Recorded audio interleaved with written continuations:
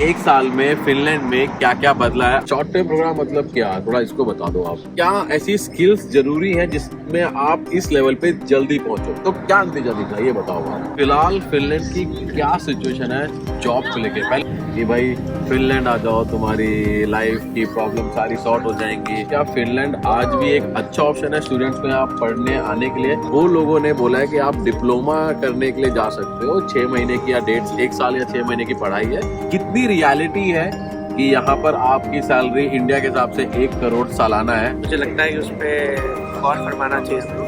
कहीं ना कहीं लोगों को फॉल्स प्रोमिसेस भी किए गए। मुझे नहीं लगता कि अपॉर्चुनिटी आपको मिलेगी और कंट्रीज में, बहुत ही कम कंट्रीज है। तो कहीं ना कहीं लोग आए और इन्फॉर्म्ड डिसीजंस नहीं लिए।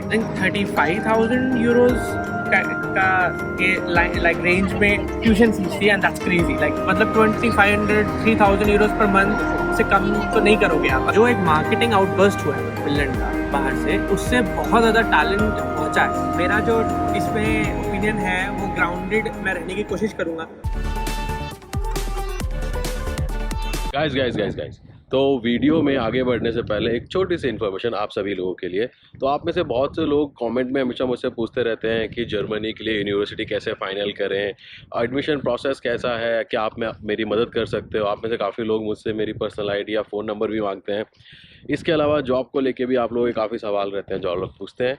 मैं कोशिश हमेशा करता हूँ कि सभी कमेंट्स के जवाब दूँ, लेकिन पॉसिबल नहीं हो पाता। तो इसके लिए मैंने एक वन स्टॉप सोल्यूशन ढूंढा है जो कि है topmate.io। नीचे डिस्क्रिप्शन में आपको मेरा लिंक मिल जाएगा, आप वहाँ पे जाओ और जो भी आपकी ज़रूरत है उसके अकॉर्डिंगली आप मुझसे कोई भी सवाल कर सकते हो। सवाल पूछने के कोई पैसे नहीं है, आराम से सवाल करो, जी भर के सवाल पूछो और मैं आपके सभी सवालों के जवाब दूंगा। तो चलो अब वीडियो एंजॉय करते हैं। नमस्कार दोस्तों, स्वागत है आपका आज के इस व्लॉग में। तो आज हमारे साथ आदित्य हैं। आदित्य यहाँ फिनलैंड में रहते हैं। इन्होंने यहाँ पे पढ़ाई की है, यहाँ जॉब की है, इन्होंने यहाँ पे स्टार्टअप भी किए हैं। इनफैक्ट अभी अपने स्टार्टअप में काफ़ी एक्टिव भी हैं। और अगर आप लोगों को याद हो तो आज से ठीक 1 साल पहले आदित्य जर्मनी आए थे। और जब ये जर्मनी आए थे तब हमने ढेर सारी इनसे बातें की थी फिनलैंड के बारे में, स्पेशली पढ़ाई के बारे में कि यहाँ पे पढ़ाई को लेके क्या क्या अपॉर्चुनिटीज़ हैं।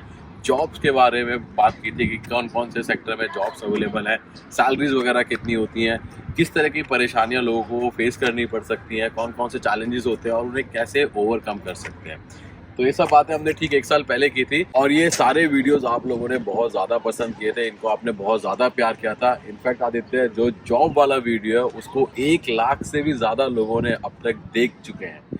तो ये सारे वीडियोस का लिंक आपको नीचे डिस्क्रिप्शन में मिल जाएगा। तो आज ठीक 1 साल बाद हम लोग वापस मिले हैं। आज हम लोग हैं हेलसिंकी में, ये फिनलैंड की राजधानी है और इस समय हम ये बाल्टिक सी का बहुत ही शानदार नज़ारा एंजॉय कर रहे हैं। तो हमने सोचा क्योंकि जो हमने बातें की थी उनको 1 साल हो चुका है, तो क्यों ना वापस से इन टॉपिक्स को रिविजिट किया जाए, देखा जाए क्या क्या बदला है, कौन कौन सी नई अपॉर्चुनिटीज़ यहाँ पर आई हैं जो आप लोगों के काम आ सकती हैं, चाहे आप पढ़ने आ रहे हो या जॉब करने आ रहे हो या आपको यहाँ पे स्टार्टअप करना चाहते हो। इस वीडियो को आप एंड तक ज़रूर देखिएगा, आपके काम की ही यहाँ पे बातें होने वाली हैं। तो स्टार्ट करते हैं आज का vlog with Sumeet. Last time जो हमने बात की थी उसको अब 1 साल हो गया है। तो सबसे पहले तो आप ये बताओ कि इस 1 साल में फिनलैंड में क्या क्या बदला है। अगर हम स्टडी के पॉइंट ऑफ व्यू से बात करें, एज अ स्टूडेंट अगर मैं यहाँ पढ़ने आना चाहता हूँ तो मेरे लिए क्या क्या चीज़ें यहाँ पे पिछले 1 साल में बदल चुकी? आई थिंक ये जो एक मतलब रिसेंटली एक पैटर्न ऑब्जर्व हुआ है, तो मुझे लगता है कि उस पर गौर फरमाना चाहिए। अभी क्या हो रहा था, काफ़ी फिनलैंड का प्रमोशन ओवर द वर्ल्ड हो रहा था। इंडिया में स्पेसिफिकली काफ़ी प्रमोशन इसका हो रहा था कि फिनलैंड आओ, you know you have a lot of opportunities there. Video में जब हम बात कर रहे थे इस बारे में तो कहीं ना कहीं हमने भी एक बहुत ही अच्छा लाइक पॉजिटिव डायरेक्शन देखा कि यार अच्छा this is where how we can get things done, कैसे हम आगे करियर में ब्रेक थ्रू कर सकते हैं, आगे हम क्या कर सकते हैं। रिसेंटली मैंने देखा जो एक मार्केटिंग आउटबर्स्ट हुआ है फिनलैंड का बाहर से, उससे बहुत ज़्यादा टैलेंट पहुंचा है। And this is not 1 year ago, this is actually 2 से 3 साल की ड्यूरेशन में लोग आए हैं। बट जो उसका इफेक्ट है वो हमें अब समझ में आ रहा है। क्यों आ रहा है? क्योंकि भाई जब आते हैं 1 साल 2 साल जितने भी समय के लिए लोग आते हैं तो एक शॉर्ट टर्म प्रोग्राम्स का आउटबर्स्ट हुआ था। ओके। लोग शॉर्ट टर्म प्रोग्राम्स के लिए आ रहे थे, 2-2 साल के प्रोग्राम्स के लिए आ रहे तो थे। थोड़ा एक मिनट इंटरप्ट करूंगा, ये शॉर्ट टर्म प्रोग्राम मतलब क्या, थोड़ा इसको बता दो आप। तो अब इसमें मुझे भी देखा लाइक ऑनेस्टली बहुत डिटेल में आइडिया नहीं है, तो इसलिए I would also not be able to go that much detail, but of course we have एक आवर समराइज फ्रेंड्स कर अराउंड। सकोगे कैसे? हाँ, मतलब इट्स लाइक जैसे हो गया डिप्लोमा प्रोग्राम्स हो गए, तो okay. अब अगर और आपको अगर कोई कहे कि यार बस एक बार आप फिनलैंड आओ और भाई लाइफ तो यहाँ सेट है, तो कहीं ना कहीं लोगों को फॉल्स प्रोमिसेस भी किए गए, but of course that's not the government doing it directly. But कोई ऐसा स्ट्रॉन्ग अप्रेशन भी ऐसा नहीं था कि इसको कट डाउन किया जाए। तो बीच में जो पार्टीज होती हैं जो जैसे जो वीजा में हेल्प कर रही हैं फॉर एग्जांपल, ठीक है, तो ये बड़ा कंट्रोवर्शियल टॉपिक है, तो इसलिए मुझे क्योंकि इतना डिटेल नहीं है इस बारे में, तो it's difficult for me to मतलब इसकी अगर लीगैलिटी की बात ना करें, अगर हम सिंपल बात करें तो ये तो खैर मैं आपको बताना चाहता हूँ, बहुत से लोगों ने जो हमारा वीडियो देखा था जॉब्स इन फिनलैंड का, उन्होंने या स्टार्ट इन फिनलैंड का, उन लोगों ने लिखा है, हमसे पूछा है कि मुझे जो जॉब कंसल्टेंट है या जो स्टडी कंसल्टेंट है या सिंपल जो अब्रॉड भेजते हैं अपने मतलब लोग जो भेजते हैं बीच में, वो लोगों ने बोला है कि आप डिप्लोमा करने के लिए जा सकते हो, 6 महीने की या 1 साल या 6 महीने की पढ़ाई है, और उसके बाद 6 महीने कुछ और करो और वो मास्टर के इक्विवेलेंट है। तो लोगों ने पूछा कि ये कितना लीगली सही है, तो आई थिंक लीगैलिटी नहीं, लेकिन जो आप बात क्या चाह रहे हो कि जिस तरीके से इसकी मार्केटिंग हुई है, स्पेशली गवर्नमेंट के अलावा बाकी लोगों से इतनी ज़्यादा हुई है कि बहुत सारे स्टूडेंट्स आए पिछले 2-3 सालों में, और अब उसका नतीजा दिख रहा है। तो क्या नतीजा दिख रहा है ये बताओ आप। सही, तो वहीं से कंटिन्यू करते हैं कि कई लोगों ने देखा कि यार अपॉर्चुनिटी बहुत सही है, वहाँ जाएंगे, लाइक इंटरनेशनल्स के लिए फिनलैंड ओपन भी है। बट हमेशा क्या होता है कि जब एक चीज़ प्रमोशन होती है, जैसे कहते हैं ना इन जनरल, कोई अगर एक कंपनी भी है, मार्केटिंग एक वर्ल्ड दिखता है, रियलिटी एक वर्ल्ड होता है, बिल्कुल राइट, और नॉर्मली वो बिल्कुल एग्जैक्टली सेम नहीं होता है ना।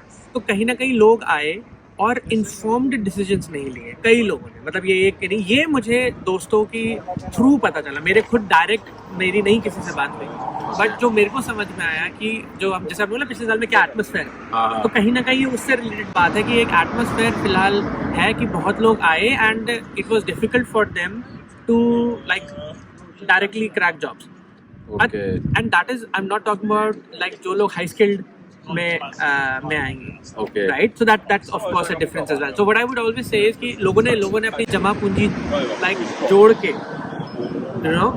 फिर जाके बाहर निकलना एक बहुत बड़ा like you have high stakes, ठीक है, और जो लोग मॉडेस्ट बैकग्राउंड से बिलोंग करते हैं और एजुकेशन भी like they not going for higher education for example, तो मेरे ख्याल से ये काफ़ी सेंसिटिव मैटर है, और इसलिए मेरा जो खुद का इसको देके टेक है वो यही है कि हमेशा इन्फॉर्म डिसीजन लेना चाहिए, no matter what, like no matter who says what, कितना एक ड्रीमी वर्ल्ड आपके सामने कोई पोर्ट्रे करता है, खासकर बाहर जाने के लिए हमेशा खुद हमें इन्फॉर्म डिसीजन लेने चाहिए। मतलब ये मेरा खुद का इसमें एक टेक अवे जो आई वुड रियली लव कि जो भी लोग देख रहे हैं इस वीडियोस को, इस चीज़ को ध्यान रखें। इस तरह एक बात और ऐड करना चाहता हूँ कि आज के टाइम पे जो शॉर्ट अटेंशन वाले वीडियोस होते हैं, जैसे रील हो गया, शॉर्ट्स हो गया, जिनकी मतलब अब भरमार है और लोग मतलब दबा के उसमें कुछ भी इंफॉर्मेशन दे रहे हैं कि भाई फिनलैंड आ जाओ, तुम्हारी लाइफ की प्रॉब्लम सारी सॉर्ट हो जाएंगी, यहाँ आके तुम्हें लाइफ मिलने वाली है, वो तुम मतलब अलग ही लेवल की है। इस चक्कर में जो लोग आ जाते हैं और फिर उनको रियलिटी चेक मिलता है यहाँ आके कि भाई शॉर्ट तो छोड़ो, लाइफ शॉर्ट ही हो गई। मतलब शॉर्ट में ये कि अगर आप आ रहे हो तो अपने रिसर्च करो, ऑफिशियल वेबसाइट पे जाके देखो, आप लोगों से अगर बात कर सकते हो फेसबुक या बाकी सोशल मीडिया लिंक्डइन वगैरह से, वहाँ से जाके देखो और फिर एक वेल इन्फॉर्म डिसीजन लो। तो आदित्य, मैं वापस से वही आपसे सवाल पूछूंगा कि एज अ स्टूडेंट मेरे लिए फिनलैंड में क्या कुछ बदला है। जैसे आपने एक बता दिया कि भाई यहाँ पर ग्रेजुएशन मतलब बैचलर और मास्टर्स के अलावा आप डिप्लोमा करने भी आ सकते हैं, तो ये एक नई इन्फॉर्मेशन हम ले सकते हैं कि आपके पास ऑप्शन है। बट इसके अलावा और क्या क्या चीज़ें यहाँ पे स्टूडेंट्स के लिए बदली हैं? आई थिंक ये जो टॉपिक है, इसमें अगर हम इन जनरल फाइनेंसिंग स्कीम की बात करें तो आई थिंक गवर्नमेंट इसमें कुछ चेंजेस लाने की बात चल रही है फिलहाल। तो हो सकता है आने वाले टाइम में थोड़ा और ट्रिकी हो जाए, मतलब इन टर्म्स ऑफ फाइनेंसेस थोड़ा और एक्सपेंसिव हो जाए, ये हो सकता है। तो आदित्य, मैं आपसे ये जानना चाहूँगा कि क्या फिनलैंड आज भी एक अच्छा ऑप्शन है स्टूडेंट्स को यहाँ पढ़ने आने के लिए? हम सिंपल इसे कंपेयर करते हैं यूनाइटेड स्टेट से, जैसे यूएस और कनाडा जहाँ पे बहुत लोग जाते हैं, तो अगर मैं यूएस कनाडा से कंपेयर करूँ तो क्या ये एक अच्छा ऑप्शन है? ट्यूशन फी बहुत मैटर करती है कि अगर जैसे ट्यूशन फीस, मेरा एक फ्रेंड था लाइक 10 ईयर्स अगो, उसका स्वीडन में चार्ल्स यूनिवर्सिटी में मतलब मेरे काफ़ी खास दोस्त है, तो चार्ल्स यूनिवर्सिटी में उसका एडमिशन हुआ था, और आई थिंक 35,000 यूरोज के लाइक रेंज में ट्यूशन फीस थी, एंड दैट्स क्रेजी। लाइक हम लिटरली सोच रहे थे कि यार ROI क्या है, मतलब एक बेसिक सा सवाल आता है। मुझे लगता है वो अभी भी वैलिड है, मतलब वही बेसिक सी कि अगर आपकी एजुकेशन अभी जैसे यहाँ पे आई थिंक 10,000 15,000 इज नॉर्मल अगर एजुकेशन है। हाँ, ये पर सेमेस्टर है कि टोटल कोर्स का बता रहे हो आप या पर ईयर? ये रेंज लाइक मैं वही कह रहा हूँ कि जैसे ईयरली हो सकती है या 2 इयर्स की हो सकती है। बात करें अगर हाँ, तो ईयरली मान के चलो कि अगर आपकी ईयरली 10,000 है तो ठीक, मतलब अपर लिमिट रहे। अगर 20,000 से ज्यादा जाने लगता है तो मेरी नजर से काफी ज्यादा, मतलब फिर आपको रियली मेजर करना है अपने आपके पास जो स्पेयर मनी है वो कितना है, आपका हार्ड एंड मनी कितनी वैल्यू रखता है, राइट? और पीछे से पेरेंट्स का अगर सपोर्ट है तो वो कैसे, मतलब ये चीजें मैटर करती हैं। और इतना होना चाहिए कि आप कम से कम अपनी एजुकेशन के टाइम अपना प्राइमरी फोकस एजुकेशन रख सको, ना कि आपको आते ही 6 महीने के अंदर भाई मुझे सर्वाइव करना है। वो चीज़ जो है वो ऑफकोर्स लाइक इतनी अच्छी नहीं है। हम सैलरीज की बात करते हैं, मतलब मेरे ख्याल से बहुत रेलिवेंट डिस्कशन है जो हम पहले भी कर चुके हैं, अभी भी ये जायज़ है कि अगर आपका लेट से सैलरी आप शुरू भी करते हैं तो मतलब 2,500 3,000 यूरोज पर मंथ से कम तो नहीं करोगे आप। अगर आप एक मास्टर्स ग्रेजुएट हैं तो आप अगर आपकी जॉब लगती है तो 3,000 ऑनवर्ड्स शुरू होती है, बट 3 से 6 की रेंज में ही वो रहेगी for few years. Like don't expect that to go skyrocketing in Finland very soon. यही रेंज रह सकती है आपके फर्स्ट कुछ ईयर्स में। सो ये देखो, टैक्स रेट अच्छा होता है, तो अगर आपको सिंपलिसिटी रखनी है तो उसमें से पूरा 50% हटा दो एक बार के लिए कि सोच लो कि चलो 50% चला गया, बेशक कुछ पेंशन में गया, कुछ कहीं गया, but for you in cash फिर आप कैलकुलेट कर लो कि ROI क्या आ रहा है। आई थिंक वो it's a safe way to estimate कि आपको अगर 2 साल में 3 साल में हो रहा है तो ठीक है। अब वो लोन ही आपका चल रहा है भाई 8 साल तो मतलब वो it's not worth it. US में of course then it's good that ways कि you can get the ROI pretty soon। मतलब हाँ, ये बात फैक्टर है ये, बट ROI अच्छा है। मैं एक बात और इसमें ऐड करना चाहूँगा कि जैसे जर्मनी में पहले ट्यूशन फ्री यूनिवर्सिटीज़ हुआ करती थी, मैं पब्लिक यूनिवर्सिटीज़ की ही बात कर रहा हूँ, लेकिन पिछले कुछ सालों में जर्मनी में भी ये पैटर्न अब देखने को मतलब चेंज होता जा रहा है। स्पेशली साउथ जर्मनी में, सदर्न जर्मनी में अब इंटरनेशनल स्टूडेंट से ट्यूशन फीस लेते हैं, हालांकि बहुत ज़्यादा नहीं है, 1,500 यूरो, 1,000 यूरो, 1,800 यूरो ऐसी इसी रेंज में पर सेमेस्टर। यस, बट हो रहा है। कहने का मतलब है कि अब यूनिवर्सिटीज जो पहले की तरह वो था ना कि ट्यूशन फ्री यूनिवर्सिटी, अब वो कॉन्सेप्ट यूनिवर्सिटी चेंज कर रही है। और उसका एक one of the big reason यही है कि international student specially India, Pakistan, इन जगह से बहुत ज़्यादा आ रहे हैं। तो जैसे ये तो आपने फाइनेंस के हिसाब से मुझे बता दिया, लेकिन अगर मैं कोर्स के हिसाब से पूछूं तो क्या आपको लगता है जो यहाँ कोर्सेज अवेलेबल हैं उसमें फ्यूचर में आगे जॉब्स उसी तरीके से अवेलेबल हैं कि नहीं? देखिए, ये चीज़ मतलब मैं सीखता जा रहा हूँ क्योंकि मैं खुद एक ऐसे कोर्स से लाइक पढ़ के आया हूँ जो मुझे नहीं लगता कि अपॉर्चुनिटी आपको मिलेगी और कंट्रीज में। बहुत ही कम कंट्रीज हैं, Germany is one of them. यहाँ पे है रोबोटिक्स, आपने सुना होगा, फील्ड काफ़ी पॉपुलर फील्ड है। तो अगर आपके फील्ड जिस तरह का है, आजकल ऐसे इंटरडिसिप्लिनरी कोर्सेज आ रहे हैं विच require you to specialize in different fields and then learn it together rather than going deeper in just one specific field inside. तो ऐसी चीज़ अगर है तो Finland is definitely a great place to be. I'll any day recommend अगर automation का course है apply for it. If you get in, it will be good for you because कहने को you are maybe you're a mechanical engineer, you are somebody else, and then you learn the software side of things with automation, and that of course opens you a lot of job opportunities. Even if you like wanna go back to or go to some other country later, that way it's not at all a bad option from education perspective. ये मतलब अब हो ही गया है, मतलब this is quite a new normal कि आज के टाइम पे सब इंटरडिसिप्लिनरी कोर्स है। कोर इंजीनियरिंग जैसा अब रह ही नहीं गया है, और सॉफ्टवेयर तो हर जगह है। तो अगर आप सॉफ्टवेयर में आपकी पकड़ अच्छी है और अपने आप को उसमें अगर आप इम्प्रूव करते हो, स्किल्स अपनी उसमें होन करते हो, तो ऑब्वियसली जॉब्स फिर आसान है। और अगर आप लेट्स से प्राइवेट में इंडिया में कोई बहुत ही, आजकल कॉलेज भी महंगे हो गए जो प्राइवेट वाले होते हैं, तो लिटरली अगर आप वहाँ से कंपेयर करो तो और आपको लग रहा है ट्यूशन फीस सेम ही है and not in your head कि भैया मुझे जिंदगी फिनलैंड में ही बितानी है फॉर एग्जाम्पल, तो वो भी एक तरीका है देखने का। जो कि कई बार लोग करते हैं कि ठीक है ना यार, एजुकेशन यहाँ पे भी हम इतना पैसा डाल रहे हैं और नाम के पैसे हैं, एजुकेशन स्ट्रक्चर वैसे ही, तो that ways of course education here would be very nice compared. तो बात हो गई स्टूडेंट्स की स्टडीज को लेके। अब जिस चीज के लिए बहुत लोग मतलब यूरोप आना चाहते हैं, जॉब या फिर पैसा कमाना, सिंपल भाषा में बोलूँ, चाहे नौकरी से हो, चाहे कोई कंपनी, स्टार्टअप, रेस्टोरेंट वगैरह कुछ भी, तो लोग उसमें काफ़ी इंटरेस्टेड है। तो अब उसके बारे में थोड़ी बात करते हैं। फिलहाल फिनलैंड की क्या सिचुएशन है जॉब को लेके? पहले हम जॉब मार्केट की बात करते हैं। तो जॉब मार्केट की क्या सिचुएशन है फिनलैंड में? आई थिंक आपका क्वेश्चन जो है इस समय बहुत रेलेवेंट है। लैंडस्केप समझना I think is the primary की एट दिस स्टेज, कि मार्केट लैंडस्केप को समझें हम। मुझे नहीं लगता यूरोप में इस समय कोई ऐसी कंट्री है जहाँ जॉब मार्केट सुपर बूम पे चल रही है। हाँ, अभी फिलहाल तो ये बात सही है कि जॉब को लेके बहुत तगड़ा रिलेशन है। जर्मनी का भी यही हाल है भाई, लोग अपनी नौकरी पकड़ के बैठे हैं। आपने न्यूज़ में अगर नहीं पढ़ा तो बता देता हूँ कि हर सेक्टर में इस समय जॉब कट हो रहे हैं, काफ़ी जगह हो चुके हैं, काफ़ी जगह प्लान है। तो ये बात सही है, बट या let's focus on Finland. Exactly नहीं, मैं actually it's a very good example कि मेरा एक फ्रेंड है, तो हम बात कर रहे थे और आई थिंक आपको भी बहुत अच्छा एक्सपीरियंस होगा, आप काफ़ी सीनियर भी हैं, you have been here there for a long time as well, कि I was trying to, I mean you can not exactly like contrast with countries in a way from job market, but still I was just having a chat on that. तो मेरे को जितना समझ में आया और आपसे भी समझ में आया हमारी लास्ट डिस्कशंस में, कि जर्मनी में still jobs हैं, there are jobs in the market.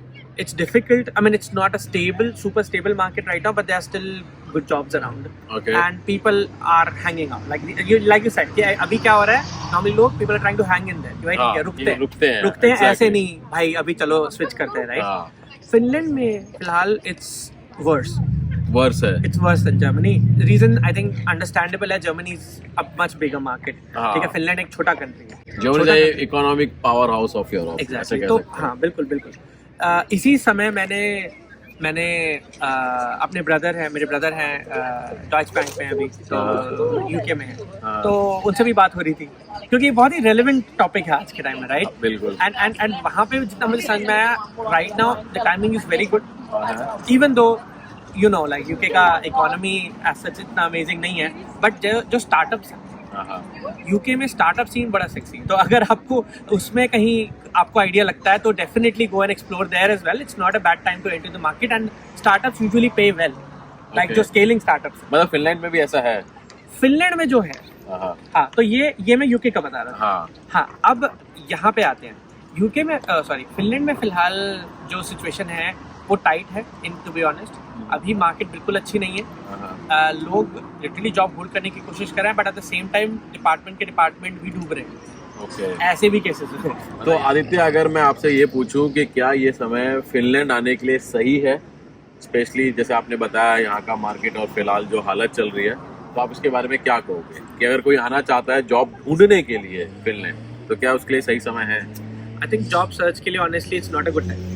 अगर आपके पास अपॉर्चुनिटी आती है, आपको कहीं लाइक आप जिस कंपनी में है उसी का यहीं पे एक लाइक जैसे हेडक्वार्टर है, उधर आपको ऑप्शन मिल रहा है, नोकिया जैसी कोई कंपनी है, like if you are getting a good opportunity for your own career growth, do come definitely. 2 साल 3 साल यू फिगर आउट आगे क्या लैंडस्केप है, then decide for yourself. But like in दिमाग में इस समय ये मत रख के आना कि आएंगे तो भाई आते ही हमें जॉब मिल जाएगी। That is something very difficult right now to crack, even for experience professionals. So it's not the best time to be in the market right now. तो सिंपल, अगर आपके पास जॉब ऑफर है तो डेफिनेटली आ जाओ, कोई दिक्कत नहीं है। लेकिन अगर आप जॉब ढूंढने के लिए आना चाहते हो अपने पैसे लगा के, तो फिलहाल वो सही समय नहीं है। अगर एजुकेशन के लिए आते हो for example, it could be a good idea कि भाई अभी आप एजुकेशन के लिए आ रहे हो, बाद में भाई उस समय देखो क्या पता मार्केट भी उस टाइम अच्छी हो जाए, तो that is something. But don't think कि भाई आगे तो भाई बस लाइफ तो सेट है। ये चीज I think I will like to highlight, just make sure you are taking like cautious steps. Important है कि आप मतलब थोड़ा सर्च करके आओ, देख के आओ, ऐसे नहीं कि बोल दिया है आना है तो आ जाओ, या बोल दिया कि मत आओ तो बिल्कुल मत आओ। तो बी एक्टिव। तो इसी टॉपिक को अब थोड़ा और आगे ले जाते हैं। तो नॉर्मली लोगों को लगता है कि जो लोग बाहर काम करते हैं, स्पेशली यूरोप में, वेस्टर्न कंट्रीज कह सकते हैं, यूरोप या अमेरिका में, तो बहुत ही हाई पेइंग जॉब्स है, आप करोड़ों रुपए कमाते हैं। तो वापस से इस टॉपिक को टच करते हुए आपसे ये पूछना चाहूँगा कि कितनी रियलिटी है कि यहाँ पर आपकी सैलरी इंडिया के हिसाब से 1 करोड़ सालाना है, तो हम अगर आज के रेट पे देखें तो 120,000 यूरोस ईयरली ऐसे मान सकते हैं।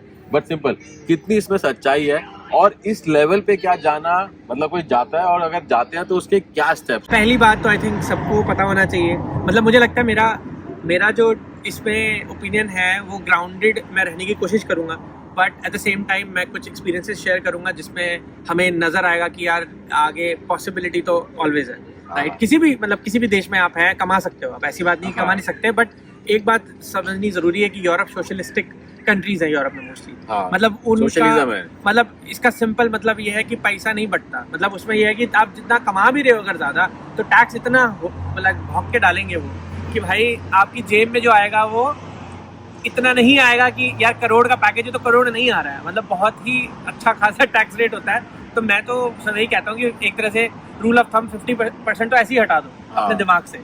वो तो गए। अच्छा, फिर आप जहाँ रह रहे हो प्रोबेबली आप कोर सिटी में रह रहे होगे, उसके रेंट्स वगैरह काफी हाई होते हैं। ये तो मतलब एक्सपेंसेस की तरफ आ गए, पर मेरा मतलब जो मेरा सवाल था वो ये है कि क्या 1 करोड़ की सैलरी यहाँ पे उसमें क्या रियलिटी है? और ऑब्वियसली एक टाइम के बाद अगर आप यहाँ पे 15-20 साल रह रहे हो तो आप जॉब कर रहे हो तो आपके प्रमोशन होंगे, आप ऊपर जाओगे। तो क्या ऐसी स्किल्स जरूरी हैं जिसमें आप इस लेवल पे जल्दी पहुंचो? जैसे हमने लास्ट टाइम बात की थी स्टार्टिंग सैलरी क्या होती है, तो आपने बताया था स्टार्टिंग सैलरी 45-50 हज़ार यूरो से स्टार्ट होती है। तो अब मैं इसी को बेस लेके चलूँ कि कितनी जल्दी मैं इसको 1 करोड़ 120,000 यूरो, जो कि लगभग 1 करोड़ के आसपास है, उसके ऊपर होगी, तो कितनी जल्दी मैं यहाँ तक पहुँच सकता हूँ? मुझे क्या क्या और कौन कौन से ऐसे सेक्टर हैं, कौन से फील्ड हैं जहाँ पे ये पॉसिबल है भी? जैसे मैं कह रहा था कि अभी now the ground is set कि भाई अभी मैं आसपास की चीजें मैंने क्लियर कर दी। हाँ। कि ठीक है ना कि हम 1 करोड़ बोल रहे हैं तो वो 1 करोड़ नहीं है, वो कुछ और है। वो नंबर बेसिकली एक अलग होगा जो इवेंचुअली आ रहा है। अच्छा, अब बात करते हैं कि वो चीज की फिजिबिलिटी कितनी है। तो I think it's possible. I do see even जिस फील्ड में मैं काम कर रहा हूँ, people actually can make this money if you have that job in that field is sales, of course। मतलब सेल्स तो एक बहुत ही लाइक रिस्की फील्ड है, but at the same time returns भी होते हैं। अगर आप सेल्स फील्ड में हैं, अब सेल्स भी एक बहुत ब्रॉड फील्ड, मतलब आप प्योर सेल्स इंजीनियर बनना मेरे ख्याल से मुश्किल है। Okay. Reason being language again. बहुत सारी जॉब लाइक सेल्स जो भी कस्टमर फेसिंग रोल्स होते हैं ऑफन लैंग्वेज डिपेंडेंट रहते हैं। उनमें एक बहुत ही पतला नीच कहीं निकल के आएगा जहाँ पे फॉरेनर्स होके हैं। उसमें अगर हम इंजीनियर्स हैं तो टेक्निकल साइड से अगर हम आते हैं, कई बार वो भी सेल्स डील्स को क्लोज करने में हेल्प करते हैं।